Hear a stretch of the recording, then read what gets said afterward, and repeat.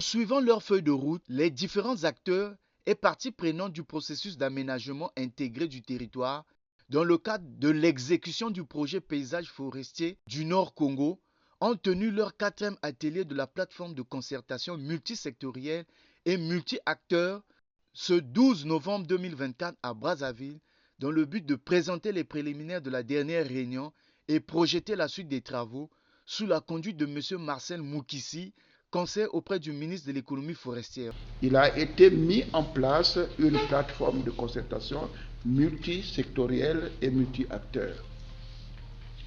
Celle-ci regroupe en son sein des administrations centrales, le secteur privé, les ONG internationales de conservation et la société civile, et a pour objet de mettre à la disposition des décideurs impliqués dans le processus d'aménagement du territoire des recommandations pertinentes pour tenir compte des enjeux liés à la conservation de la biodiversité du paysage forestier Nord-Congo.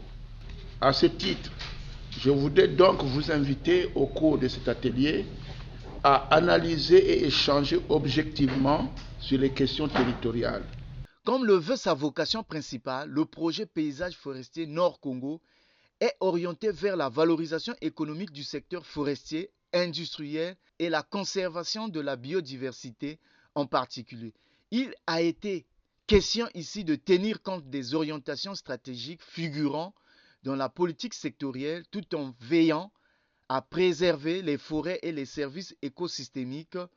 C'est l'objet des concertations des groupes de travail de réflexion préétablis, comme l'a souligné le coordonnateur du dit projet, Alain Nounouka Gomat.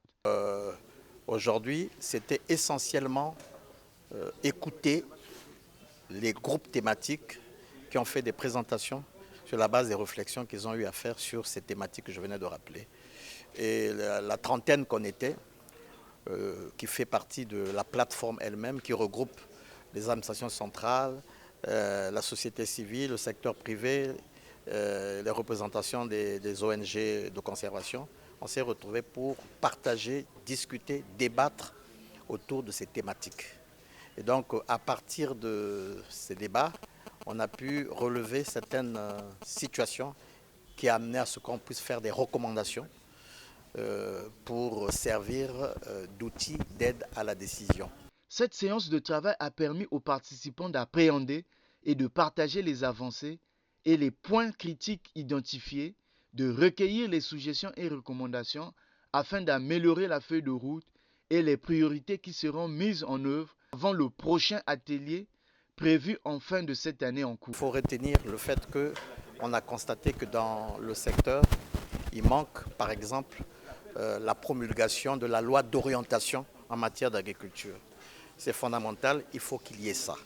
On a aussi remarqué que par exemple, du point de vue des zones agricoles protégées, les ZAP, il n'y a pas, du point de vue juridique, la sécurisation. Donc ça ressort ici comme étant une recommandation. Il y a eu aussi le fait qu'il faut nécessairement avoir des pistes agricoles qu'on peut renforcer pour favoriser la circulation des produits qui y sont issus. Donc, on a eu ici à partager ensemble avec l'ensemble des acteurs qui sont dans les secteurs avec lesquels nous partageons en commun la zone d'emprise du projet qui comprend la Likwala, la Sanga et le nord de la cuvette ouest, pour une superficie globale de 9,5 millions d'hectares. Et donc nous avons aussi retenu le fait que l'atelier 5 se tienne le 12 décembre 2024, donc un mois après celui-ci. Entre-temps, les groupes thématiques continuent de réfléchir pour nous produire une vision de ce que doit représenter chaque thématique pour, par exemple, dans 10 ans, ou dans 15 ans, ou dans 20 ans, qu'est-ce que ça peut représenter. Rappelons que le projet paysage forestier Nord-Congo est dans la production du bois et le maintien de la biodiversité exceptionnelle par le biais d'un réseau conséquent d'aires protégées, tout en œuvrant à l'amélioration des revenus des différentes couches sociales dans sa zone d'exploitation.